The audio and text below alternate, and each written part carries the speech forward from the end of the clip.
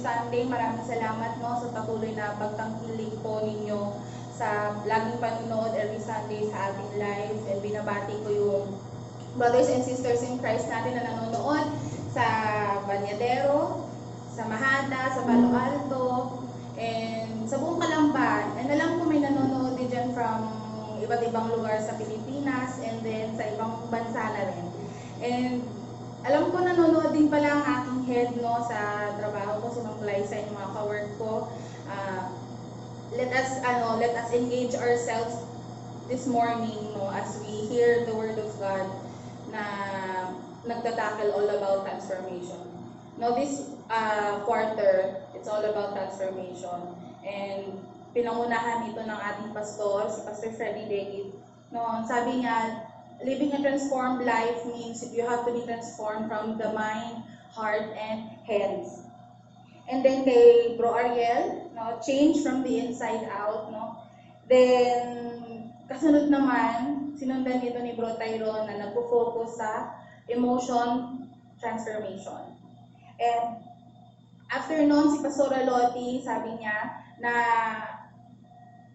magtra-transform ka lang kung andyan si Kristo sa buhay mo.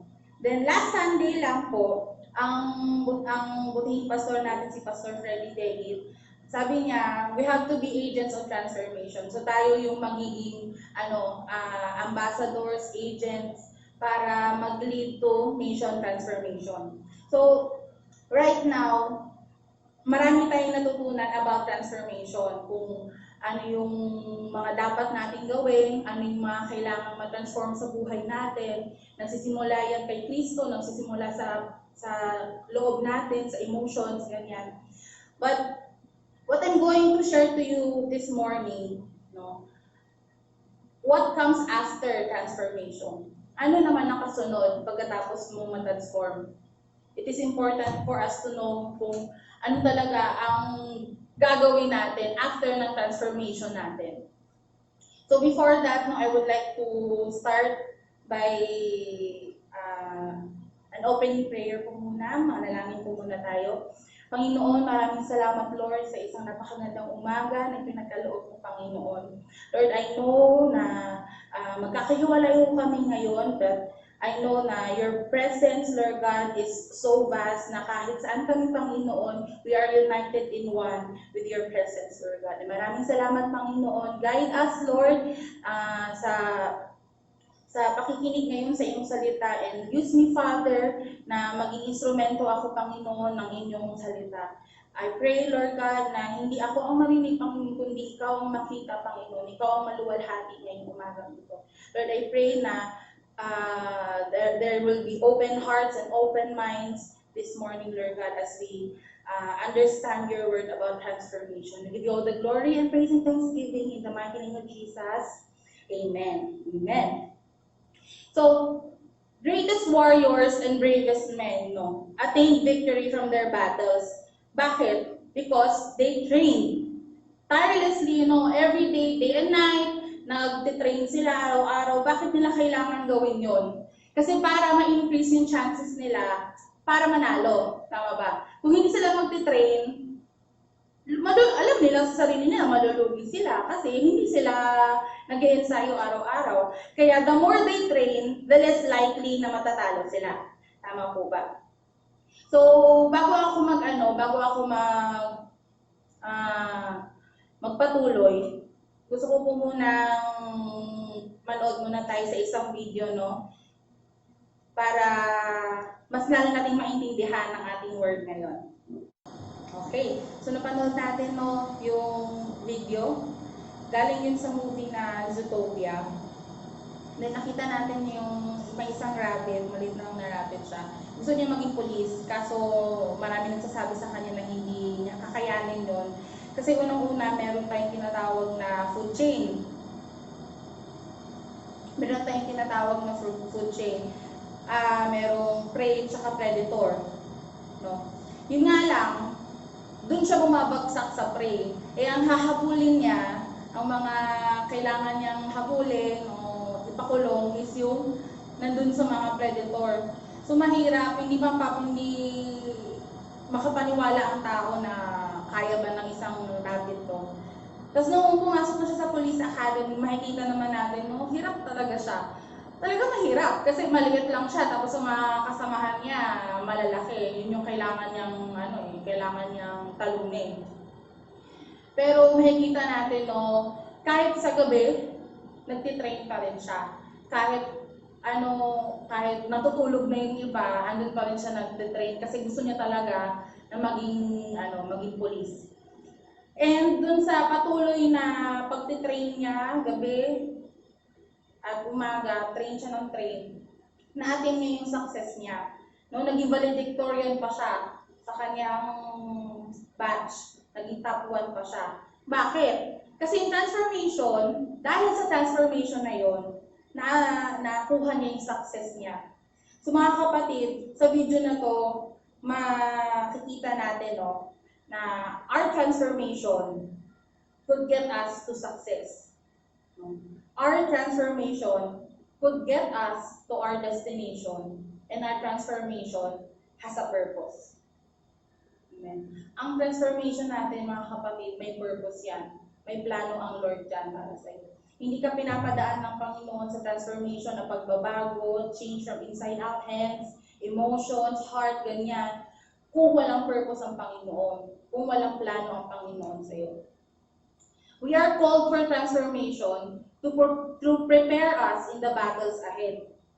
Kaya ang title ko is Transformed for Battle. Kasi may mga battle tayong haharapin. Ano ba itong mga battle na to? Ang mga battle na to kasi, syempre, yung mga ginagawa ng kaaway, yung mga lang yan, mini battles, kumbaga. Kasi, unang-una, tapos na yung laban. Tama? Tapos na yung laban, pero, marami lang yung mga nagtatangka na gustong sirain yung buhay mo, pero tapos na ang laban, kapatid. Kaya nga, gusto ng Panginoon na dumaan tayo sa transformation na ito para ma-prepare tayo para sa mga battles na to, mga maliliit lang to. And, may good news ako sa inyo. I have good news for you. Unlike sa mga soldiers na kailangan nilang lumaban, kailangan nilang magpakahirap, lumaban hanggang sa mamatay sila para manalo sila. Tayo, hindi na natin kailangan gawin yun. We don't need to fight anymore. Alam mo bakit? Because God wants us to let Him fight our battles. Jesus has defeated and overcome the world, mga kapatid. In John 16:33, mababasa natin, I have told you all this so that you may have peace in me. Here on earth, you will have many trials and sorrows, but take heart, because I have overcome the world. Yan sinasabi ng Panginoon, overcome ko na yan lahat. Hindi mo na kailangang mahirapan. So, dito, makikita natin, tapos na pala ang laban. Ano pa bang kakatakutan ko? Ano bang mga battle na sinasabi mo, Abigail? Dito, sabi ko sa iyo, kapatid, kailangan ang Panginoon na ang lumaban para sa atin. Let God fight your battles. In Deuteronomy 3:21-22, sabi dito, at that time I commanded Joshua, you have seen with your own eyes all that the Lord your God has done to these two kings. The Lord will do the same to all the kingdoms over there where you are going. Sabi dito, may naka-red dyan, di ba? Do not be afraid. The Lord your God Himself will fight for you. Amen. Sabi doon, let God fight your battles. Yung mga financial battles natin, let God fight your battles. Yung mga battles natin sa school, sa mga business natin, negosyo natin, kahit sa sariling battles natin, let God fight your battles. Ngayon, nagbabattle ako, I will let my God fight my battles this morning.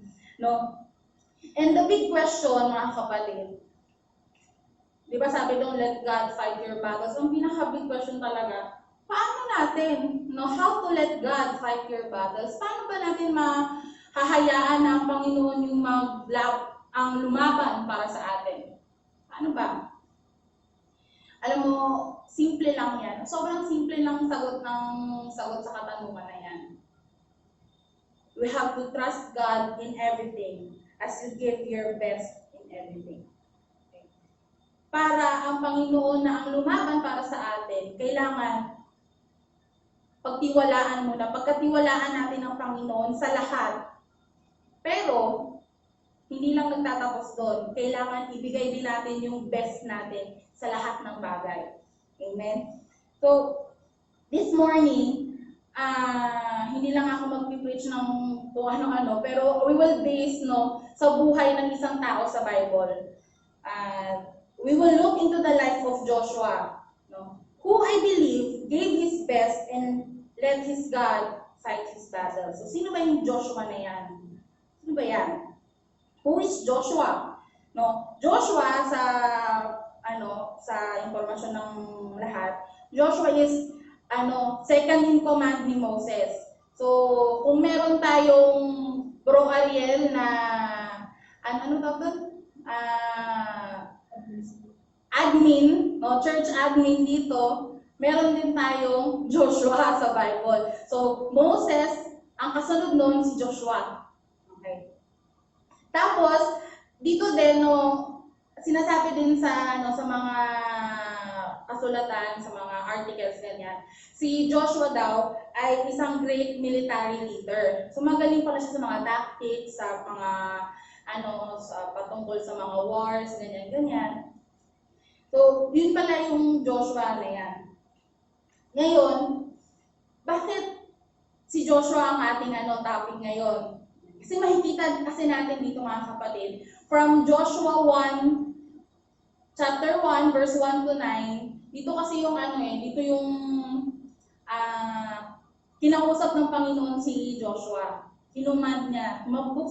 Kung mabubuksan natin ngayon yung ating mga Bibles, then we will focus on Joshua chapter 1, verse 1 to 9. So, going back, paano ba natin naibibigay yung best natin sa Panginoon? Yung best, ginawan ko siya ng acronym. Okay. Ginawan ko siya ng acronym. So, number 1, B. Yeah. B means banish doubts. Okay. Ano ba yung sabihin ng banish? Tanggalin, di ba? Tanggalin. Doubts is what? Bakit kailangang tanggalin natin yung doubts? Doubts limit potentials. It limits potentials and creates barriers. Yung may gusto kang gawin, pero dahil, nagdadalawang isip ka, kaya ko ba to? Wag na lang, parang hindi ko kaya eh. Hindi ka tuloy makakagawa ng mga bagay na yun kasi nagda-doubt ka sa sarili mo. Pangatlo, doubts kill more dreams than failures ever will. Alam mo, mas okay na yung mag-fail ka ng mag-fail kesa yung hindi ka nag-fail at all. Bakit? Kasi at least kapag nag-fail ka, nag-try ka, you did your best, you did not doubt yourself, kayang-kaya mo to. Pero dahil yung inuna mo yung doubt mo, yung mga pangarap mo sa buhay, hindi mangyayari. Okay? And lastly, ang doubt, our faith can move mountains, but our doubts can create them. Habang ang pananampalataya natin ay, pwede, sabi ng Panginoon, faith can move mountains, Habang ang pananampalataya natin ay pwedeng itulak yung mga problema natin sa buhay, mga mountains natin sa buhay, yung mga doubts na yun yung gumagawa ng mga mountains na yun. So, mahirap ang doubt sa buhay natin. Hindi tayo makapag-move forward, hindi natin magagawa yung mga plano ng Panginoon, hindi natin mabibigay yung best natin sa Panginoon dahil sa doubt. Dito sa Joshua chapter 1, verse 9, have I not commanded you? Be strong and courageous. Do not be afraid. Do not be discouraged, for the Lord your God will be with you wherever you go. Alam mo, parang paulit-ulit din ang Panginoon dito eh. Bakit kaya niya sinasabi kay Joshua to? Alam mo, yung sitwasyon kasi ni Joshua ganito.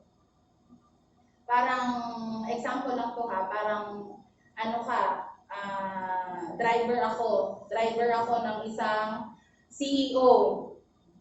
Ang CEO na yun, ang pangalan niya ay si Ma'am Lottie. Yung CEO na yun, may-ari siya ng isang malaking kumpanya. Yung pinakamalaking kumpanya, ano kaya? SM. Yan. Kunwari lang to ha. So, si Ma'am Lottie, siya yung may-ari ng SM. Driver niya ako. Okay. Tapos, nung pauwi kami, biglang may bumaril. Okay. Meron palang bumabaril, may gustong, tangkain ng buhay ng, namin, ng CEO of the company ng SM, si Ma'am Lottie. Natamaan si Ma'am Lottie. Tamaan siya. Gulat ako. Tapos, sabi doon, Zen, sabi niya sa akin, sabi ni Ma'am Lottie, Zen, hindi ko na kaya. Parang mamamatay na ako. Ikaw na ang bagong CEO ng SM. Sabi ko, ha? Driver lang po ako! Hindi, ikaw na. Namatay na si Ma'am Lottie. Joke lang yun na. So, bilang ako na driver, wala naman akong credentials, hindi naman ako marunong sa mga business ganyan. To think na ipapasa sa akin yung pagiging CEO, ipapasa sa akin yung responsibility na yun. So, ganun yung nangyari kay Joshua. Mababasa natin sa Joshua chapter 1 verse 1, sabi doon, your leader Moses has died. Namatay na daw si Moses. So, ikaw, Joshua, as second in command, kailangan mong palitan si Moses. So, kung ikaw sa sitwasyon ni Joshua, magugulat ka. Lord, hindi naman ako si Moses, hindi ko naman kayang gawin yung mga ginawa ni Moses eh. So parang si Joshua nagda-doubt, parang may konting doubt sa sarili niya. Kaya lagi siyang pinapaalalahanan ng Panginoon, don't be afraid. Believe in me, trust in me. I will be with you wherever you will go. I will let you be successful sa lahat ng ginagawa mo. Kasi may doubt kay Joshua ng mga panahon yun. Pero dito sa James 1, chapter 1, verse 6 to 7, but when you ask, you must believe and do not doubt. So sabi doon, kung maghihingi ka, huwag kang mag-doubt. Kasi ang nagda-doubt daw is like a wave of the sea. Yung parang kung saan yung daloy ng agos ng dagat, doon lang siya, kung saan lang siya mapunta, wala siyang strong foundation. Okay. So, ano ba yung nagpo-cause ng doubts natin? So, unang-una, sideward looking and backward looking. Ano ba yung mga sideward, backward looking? So, sideward looking means, alam niyo yung kwento ni Peter? Sabi ni Peter, Lord, paano naman to? Paano yun? Sabi ng Panginoon sa kanya, ano naman sa'yo, patatagalin ko ang buhay niya. Basta sumunod ka lang sa akin, mag-obey ka lang sa akin. Most of the time kasi tayo, lagi natin tinitingnan yung mga tao sa paligid natin. Tinitingnan natin yung siya, si gano'n, si ganyan. Kaya minsan hindi tayo nagtitiwala sa sarili natin. Mas magaling siya kayang-kaya naman yung ba't ako kasi pinapagawa niyo, di ba? Kahit ako, naranasan ko din yun. Bakit ako pa? Bakit sa akin pa pinapagawa? Magaling naman yung isang ko, sa akin pa. Yung mga doubts natin sa sarili natin, kaya pinapagawa ng Panginoon, sabi niya, kasi kaya mo. Alam ng Panginoon na kaya mo. Kaya natin to. Yun nga lang, dahil sa patuloy na pagtingin natin sa kaliwat kanan natin, hindi tayo nagtatagumpay. Pangalawa, yung backward looking. So ano ba yung backward looking na yun? Laging nagtitingin sa past, sa mga nakaraan. Alam mo, hindi ko kayang gawin yung pinapagawa mong pastor kasi ganitong tao ako. Dati nakagawa ako ng ganito, hindi ko kayang gawin yan. Hindi ako pwedeng maging pastor, hindi ako pwedeng mag-preach. Kasi ganito yung past ko, nakaganito ako, naging ganyan. So, alam yung potential na ibinibigay ng Panginoon. So, yung opportunity na ibinigay ng Panginoon sa'yo. Nawawala yun because of your sideward looking, yung lagi mong pagko-compare sa ibang tao, then sa backward looking na lagi kang nakatingin sa mga nakaraan mo. No, if we banish doubts, mga kapatid, if we banish doubts and trust God completely, our fears are eliminated and the enemy is destroyed. Wala nang hold ang kaaway sa'yo kapag tinanggal mo talaga completely yung mga doubts mo. If you just trust God and trust yung potential na meron sa'yo,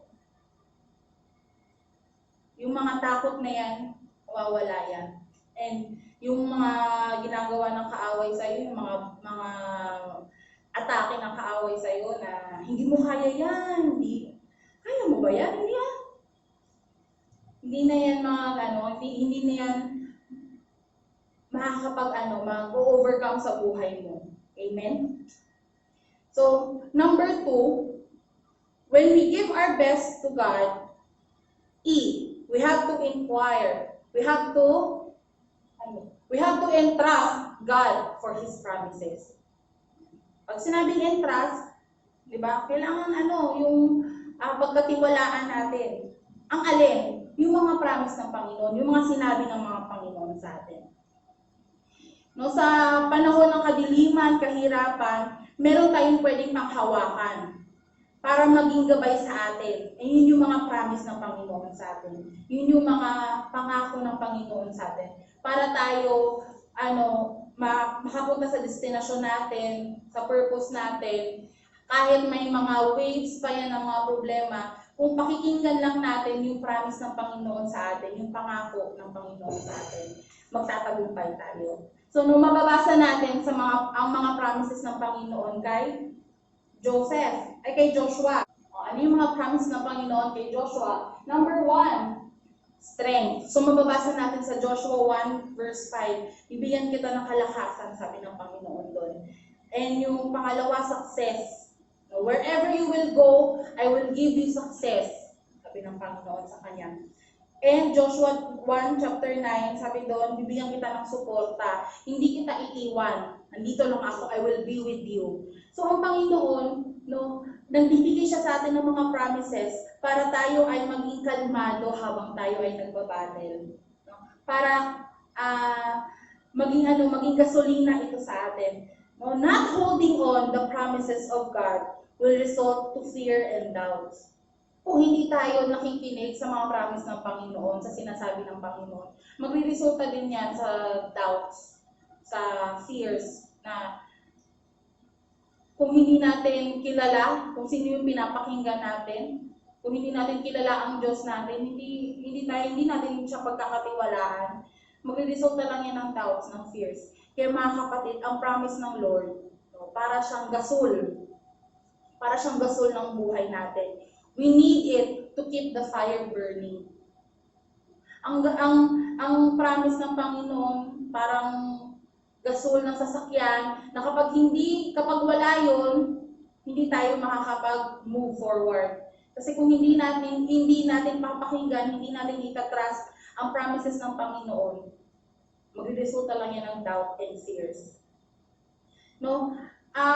Parang nung nag-board exam ako, nagre-review pa ako noon, grabe yung review ko noon, hindi ko na mawari.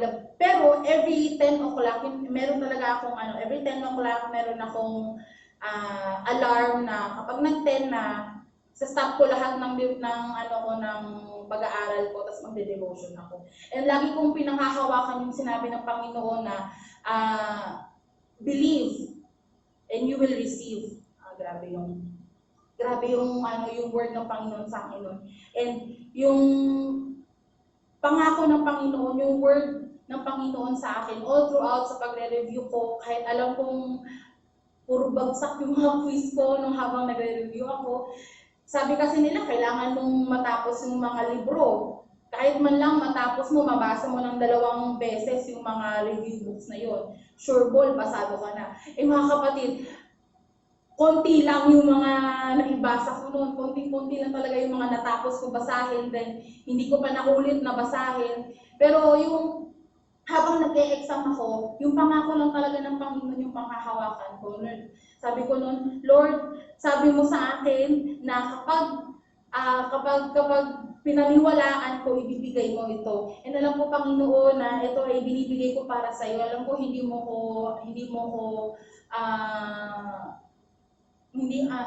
alam ko noong mga panahon yun, hindi ako itatakwil ng Panginoon.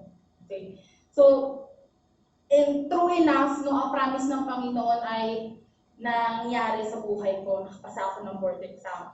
So, mga kapatid, not inquiring, no, not entrusting God for His promises may lead us to decide carelessly. Nung meron kasi dito, sila Joshua na sinabihan sila ng Panginoon na, I want na ang Kanaan ay magiging sa inyo. Pero marami kasing mga race, mga tribes doon. Kailangan yung i-conquer yung mga tribes na yun. Kaya yung mga malalapit na tribes, hindi kayo pwedeng yung mga peace treaty, ganyan, bawal yun. Kasi gusto ng Panginoon na ma-conquer na ang land of Canaan. Ma-conquer ng Israel ang land of Canaan. Yun nga lang, dito sa Joshua chapter 9, kung makikita natin, chapter 9, verse 14 to 15, nagkaroon ng deception, no? Yung mga Gibeonites. Ang ginawa ng Gibeonites, nagpanggap lang sila na malalayong lugar sila, then kinausap nila si Joshua, malalayo kaming lugar, gusto lang namin sa inyo, treaty sa inyo, makipagkasundo sa inyo, ganyan. Di ba ang sabi ng Panginoon, wag. Yun ang sinabi ng Panginoon. Pero si Joshua, dito sa pagkakataong ito, hindi siya nakinig sa Panginoon. Kaya napagkaalaman, no, na ang Gibeonites, lang pala sila, magkakalapit lang pala. Sa Kanaan lang din pala yun. Na imbis i-conquer nila, wala, naging kasamahan nila. Yun yung problem kasi, no, kapag hindi natin pinapakinggan ng Panginoon. Yung mga desisyon natin, nagiging careless na tayo. Hindi na natin napag-iisipan ng maayos. Kung hindi natin pinapakinggan ang word ng Panginoon, yung mga desisyon natin sa buhay, medyo, napapansin nyo ba? Every time na may problema ka, every time na may hinaharap ka, tapos hindi mo pinakinggan ang salita ng Panginoon, medyo nauuwi talaga sa hindi magandang pangyayari. Kaya we always have to trust God in His promises. And yung promises ng Panginoon, yun yung word ng Panginoon sa atin. Amen? So, number 3. Yan. F. So, seek refuge in God's hands. So, ano ba yung refuge, mga kapatid? Refuge means, refuge is a place of rest. Pag rest, syempre, kapag ang mga sundalo kasi, meron silang tinatawag na refugee camp. So, sa refugee camp, doon sila pinaka-safe. Doon nila mafe-feel na pinaka-safe sila. And then at the same time, doon din sila magpapahinga. Doon sila kapag may pag nasugatan sila sa war, doon sila magpapagamot. Okay. So, sa atin din, our God is our refugee camp. Our God is our refuge. And doon natin makikita ang rest sa Panginoon. Pag sinabing rest, no, makikita natin, pag sinabing rest, it means peace, calm, di ba? Serene, stable ka. Yung nagpapakalakas ka pag nagre-rest ka. Di ba pag nag-aaral tayo, ako dati nung nag-aaral pa ako, pag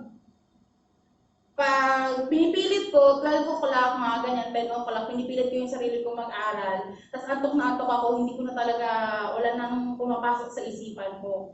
Pero pag natulog na ako, doon na, pagkagising ko mga 2 or 3 ganyan, alive na ako, marami akong mamememorize pag gano'n. Yun pala, kasi kapag nagre-rest tayo, ang akala ng iba, pag nagre-rest, yung brain natin, natutulog din, mga gano'n. Hindi. Yung brain natin, kapag nagre-rest tayo, mas ano siya, mas active siya in a way na nagpa-process ng information, na inaayos yung mga yung mga organization sa brain natin. At the same time, yung stress levels natin pinapababa ng brain. So ganun pag nagre-rest, no? Yung stress natin nabababa, yung kapaguran natin natatanggal. Kasi kapag nagpa-battle tayo, minsan mahirap talaga, nakakapagod. Lalo na paulit-ulit yung problema. Lalo na paulit-ulit, pabalik-balik, paulit-ulit na lang, nakakapagod. Di ba yung mga term natin? Pero sabi ng Panginoon sa Isaiah 40:29-31, He gives strength to the weary and increases the power of the weak. Sabi doon. Tapos sa pinakuli, next. But those who hope in the Lord will renew their strength. They will not run and grow weary. They will walk and not be faint. Sabi doon, lilipad kami na parang agila, yung mga taong nag-hope sa Panginoon, lilipad na parang agila. Hindi mapapagod kahit tumatakbo, hindi mahihingal sa paglalakad. Kasi ganoon, kapag nagsisik tayo ng refuge, nagsisik natin yung rest sa Panginoon, nakukuha natin yung peace. And at the same time, ang Panginoon yung nagbibigay sa atin ng strength, ang Panginoon nagbibigay sa atin ng courage, no? Para ma-sustain natin yung mga battles natin sa buhay. Mga kapatid, dito sa Joshua 1 verse 5, yan, nakikita natin doon.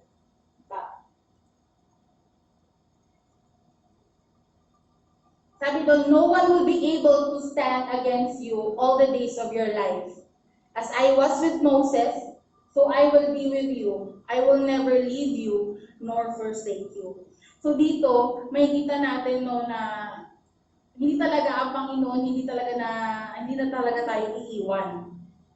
Kahit mahirapan tayo, kahit in the verge of letting go na tayo, hindi tayo iiwanan ng Panginoon. And at the same time, no one will be able to stand against us kasi kasama natin ang Panginoon. Ang rest na sinasabi dito, kapatid, ito yung rest na kapag hindi siya yung pag sinabing seek rest in God's hands, ito yung kahit namumroblema na tayo, kahit nahihirapan na tayo, in peace pa rin yung thought natin. Kahit confused na yung palibot natin, yung wallet natin wala nang laman, no? Binibilang mo na lang yung taon mo, na anong edad na ako, ba't hindi pa ako nag-aasawa, mga ganun. O di kaya, kailan pa ba ako ma-promote ng Panginoon? No. Yung mga ganun, mga incidents, mga kapatid, when we say peace, when we say divine peace, kahit andun yung mga bagay na yun, kalmado lang tayo. I will just trust God. No? Kahit sobra yung ginagawa ng kaaway sa buhay natin. But ang tagal, parang gano'n. Pero when we have peace from the Lord, hindi tayo matatakot, hindi na tayo mangangamba. Okay lang yan. Whatever ang plano ng Panginoon, yun yung magpe-prevail. Amen. So, dito na tayo sa pangatlo, di ba? Ang una is banish doubt. Kailangan mabanish natin yung mga doubts natin. Kailangan i-trust natin sa Panginoon yung ating, ang kanyang promises, kailangan i-trust natin. And then, kailangan mag-seek tayo ng refuge sa Panginoon. Pang-apat, at sa panghuli na to, T, take a leap into the unknown. So ano ba yung unknown? what is this unknown? In Hebrews 11:1, sabi doon, now faith is confidence in what we hope for and assurance about what we do not see.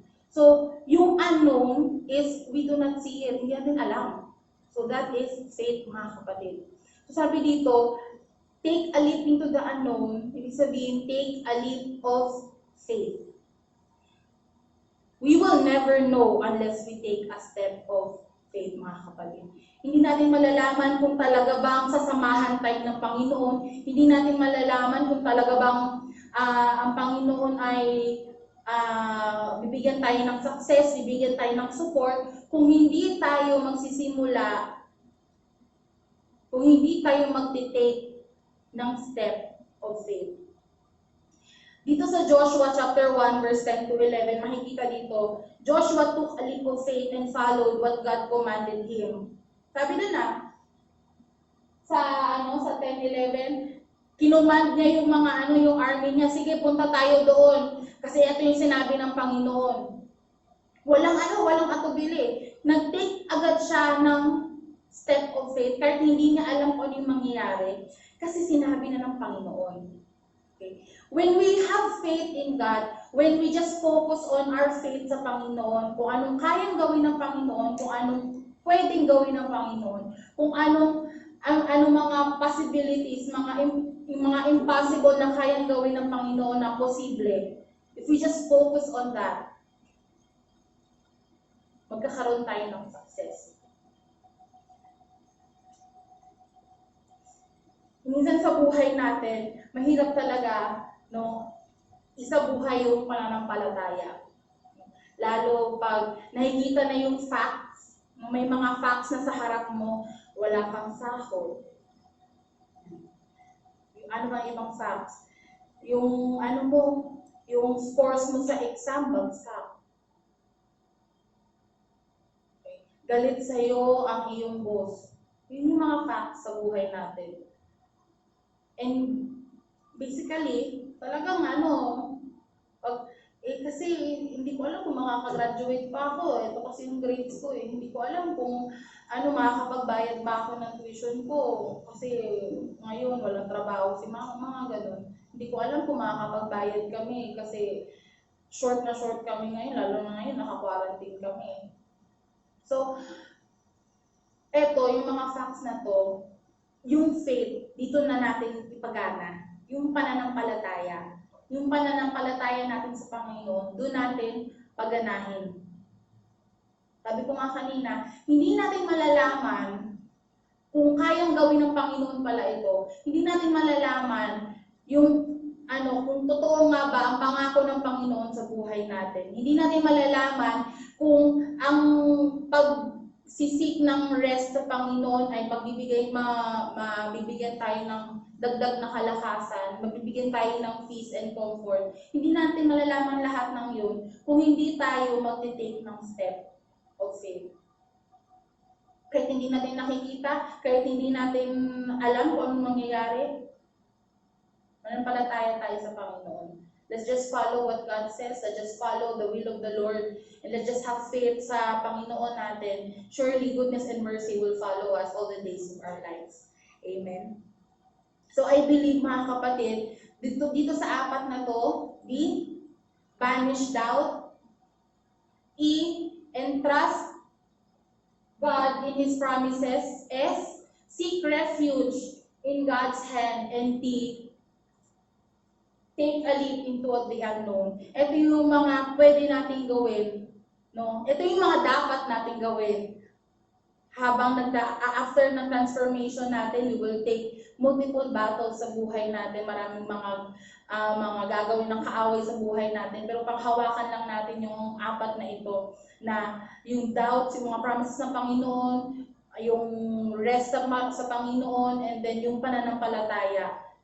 Panghawakan natin ito. Kasi alam ko, mga kapatid, yung transform for battle, hindi lang siya yung mga battle na sinasabi doon na yung kanina na maraming mga problema, But it's not only that. Battle also means we have a mission. We have a mission na pinapagawa ng Panginoon sa atin. No? A mission, no, to transform and win the battle. Yung battle na yan, what is it? To win souls and make disciples. Battle to make every nation, every believer a leader, and battle to have a nation transformation. Lahat ng yun, eto, mission, may pinapagawa ang Panginoon sa atin, kailangan lang natin matransform. Kailangan lang natin pag-igihan, kailangan lang natin day and night na patuloy ang pagbabago sa buhay natin para magawa natin yung mga mission, mga pinapagawa ng Panginoon sa buhay natin. Amen. So sabi dito sa Ephesians chapter 5 verse 15 to 17, sabi dito, pinaalalahanan tayo na we have to be very careful of how we live, not as unwise but as wise, making the most of every opportunity because the days are evil. Therefore, do not be foolish but understand what the Lord's will is. Sabi doon, be wise. Let's just be wise in what we do. Let's just be wise in what we decide on. Let's just be wise enough to trust God. Let's just be wise enough to have faith in God. Kasi kailangan nating i-follow yung will ng Panginoon sa atin kasi yun ay pinaka-the best na mangyayari sa buhay natin. So, magtatapos ako sa challenge na ito. Now that you know that you are transformed for battle, ano naman dito sa'yo? Now that you know how to let God fight your battles, what then will you do? And what's next after your transformation? Ano mangyayari? Mga kapatid, let's continue to be a channel of blessings and a channel of transformation sa bawat isa sa atin, sa mga kapatid natin, sa mga kaibigan natin. And ngayon, ang challenge sa atin is we have to stay home. We have to stay safe sa nangyayari ngayon. And I know na when we hold on to this, when we do our best sa Panginoon, God will do the rest. Amen. So let's pray. Panginoon, maraming salamat, Lord, for this wonderful morning na pinagkaloob niyo po, Panginoon. Thank you na yung word mo, Panginoon, ay na-fulfill, Lord God. And I pray sa bawat isa sa amin, Lord God, open minds and open hearts, Panginoon. And I pray na ang bawat isa, Panginoon, ay will do their best as you fight our battles, Panginoon. And I pray na itong salita mo, Panginoon, hindi ito mananakaw kahit nino man, Panginoon, bagkus it will stay in our